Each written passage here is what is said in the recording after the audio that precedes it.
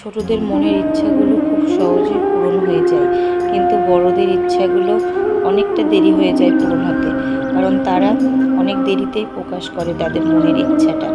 তো আমি মনে করি মানুষের বয়স যতই হোক না কেন, তাদের মনের ইচ্ছেটাই সবচেয়ে বড়। তো কাজের সূত্রে মামা, ভাই আর মামি কেউই ছিল না, তারা কাজের সূত্রে বাইরে গিয়েছিল, সেই কারণে মামার বাড়িতে আসা। তো এসে দিদা আমাকে অনেক দিন আগে ফোনে বলেছিল তার নাকি সিনেমা দেখার শখ। তো সিনেমা দেখার শখ, সেই জন্য আমি দিদাকে নিয়ে বেরিয়ে গেছিলাম। দিদাকে নিজের হাতে রেডি করিয়ে দিলাম। রেডি করিয়ে দেওয়ার পর আমরা বেরিয়ে গেছিলাম সিনেমা দেখার উদ্দেশ্যে। তো প্রথমে আমরা সকালে ভাবছিলাম যে কখন যাব। তো এত রোদ্রুর জন্য সকালে আর বেরোতে পারিনি, তাই বিকেলবেলা বেরিয়েছিলাম 3:30টার সময়। 3:30টার সময় বেরিয়েও দেখছি এত পরিমাণে রোদ, কি বলবো, প্রচণ্ড পরিমাণে রোদ। তো যাই হোক, আমাদের ঘরের বাইরে থেকেই টোটো পাওয়া যায়, সেখান থেকে উঠে গেলাম। উঠে আমরা রওনা দিলাম সিনেমা দেখার উদ্দেশ্যে।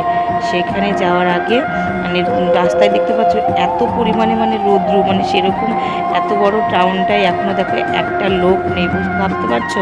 তো এইদিকে আসতেই তারপর দেখতে পেলাম লোকজন আছে। আর এইখানে তোমরা জানোই যে মালদাতে একটাই সিনেমা হল আছে, SBF।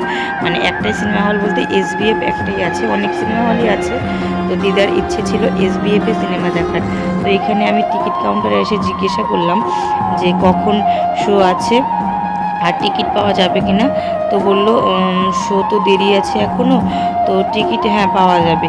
তো শো যখন দেরি আছে, তারপর ভাবলাম যে এতক্ষণ আর বাইরে থাকবো না, তো আমরা কিছু খাওয়া দাওয়া করে ঘরে চলে যাই, পরে আসব। তো সেই কারণে আমরা এখান থেকে আইসক্রিম খেয়ে নিচ্ছিলাম, দিদা, আমি আর মেয়ে সবাই আইসক্রিম খেয়ে নিলাম। আইসক্রিম খেয়ে তারপর ভাবলাম যে এখন বাড়ির দিকে রওনা দিই, যেহেতু এখন লেট আছে। তো তারপরে চলে আসলাম সন্ধেবেলার দিকে শো ছিল 7:30টার দিকে। তো সেই সময় আমার বরের ডিউটিও শেষ হয়ে গেছিলো, আমার বড় চলে আসলো ডিউটি থেকে। তো তারপরে আমরা সবাই মিলে একসঙ্গে সিনেমা দেখতে আসলাম। তো সিনেমা দেখতে এসে আমরা এর আগেও এসেছিলাম এই সিনেমা হলটায়। তো এখানে আমরা দেখেছিলাম পুষ্পা 2। তো এখানে 4 নম্বর ফ্লোরে তোমার সিনেমার যে শোটা হয় 4 নম্বর ফ্লোরে।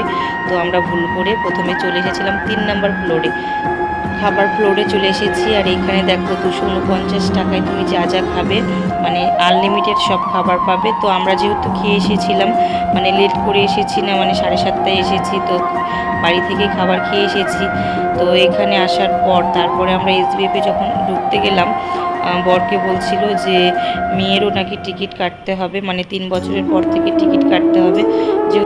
যেহেতু ওর 4 বছর ছিল, সেই কারণে আমাদের আবার ওখানে বসিয়ে রেখে ও আবার আরেকটা টিকিট কাটার জন্য চলে গেল।